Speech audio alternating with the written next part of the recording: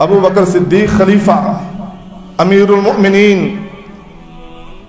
और जब बीमार हुए अनस बिन मालिक रदी अल्लाह ताला अन्हु कहते हैं हम उनके पास आए। फिक्र देखिए कि कुछ अरसा मैं इन पर बतौर खलीफा रहा हूं। कहा क्या तुम लोग मुझसे खुश? कहा क्यों नहीं, हम आपसे खुश हैं। यानी बहुत आला किस्म की आपने खिलाफत और निजामात को, इंतजामात को आपने संभाला है, हम आपसे खुश हैं। फिर अनस बिन मालिक रदी अल्लाह ताला अन्हु अबू बकर सिद्दीक रदी अल्लाह ताला अन्हु के घर में घूम के देखते हैं, एक खादिम, एक प्याले और एक अदद वो बर्तन जिसमें दूध वगैरह धोया जाता है। इन तीन चीजों के अलावा पूरे घर में कोई चीज नहीं मिली थी। और कुर्बान जाइए सैयदना अबू बकर सिद्दीक रज़ी अल्लाह ताला अन्हु की अजमत, शान, जलालत पर। सैयदा आयशा से कहा कि ये तीनों चीजें भी सैयदना उमर को पहुंचा देना, यानी वो बैतुल माल में जमा कर ले, विरासत को छोड़कर नहीं जाना। एक प्याला तक बतौर विरासत छोड़ना गवारा नहीं किया। लोग ये इन पर एतराज करते हैं, नऊज़ बिल्लाह मिन ज़ालिक, सैयदा फातिमा का हक सैयदना अबू बकर सिद्दीक रज़ी अल्लाह ताला अन्हु ने खा लिया। अबू बकर की शान तो ये है कि बाकायदा ये तलकीन करके गए कि मुझे कफन देना है तो मेरे उन्हीं बोसीदा कपड़ों में देना है, क्योंकि नया लिबास तो जिंदा लोगों के लिए होता है। यानी इतनी आजिज़ी और इतनी दुनिया से बेदारी, कोई दुनिया के साथ लगाव नहीं, दौलत की तमा नहीं, किसी किस्म की हिरस नहीं।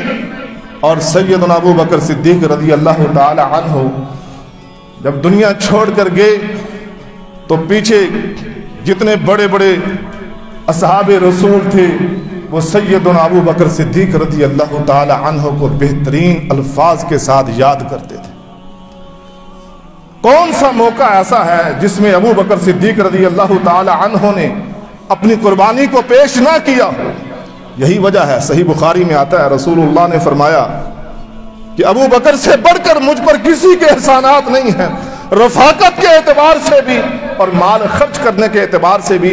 यानी अबू बकर ने सबसे ज्यादा मेरे साथ रफाकत वाला मामला किया है और सबसे ज्यादा अबू बकर ने मुझ पर माल खर्च किया है।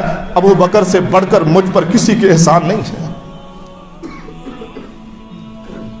सैयदना उमर रज़ी अल्लाह ताला अन्हु, यहां हमें यह बात भी समझ आएगी कि हमारे असलाफ, हमारे अकाबिर, असहाबे रसूल किस चीज में एक दूसरे से सबकत ले जाने की कोशिश किया करते थे। फरमाते हैं कि मैंने ये इरादा किया कि अब मेरे पास माल बहुत ज्यादा है। हर बार अबू बकर सिद्दीक रज़ी अल्लाह ताला अन्हु मुझसे सबकत ले जाते हैं, इस बार मैं अल्लाह के रास्ते में इतना खर्च करूंगा कि अबू बकर सिद्दीक रज़ी अल्लाह ताला अन्हु से भी आगे निकल जाऊंगा। क्या शान है उन लोगों की, क्या उनकी सोच फिक्र है।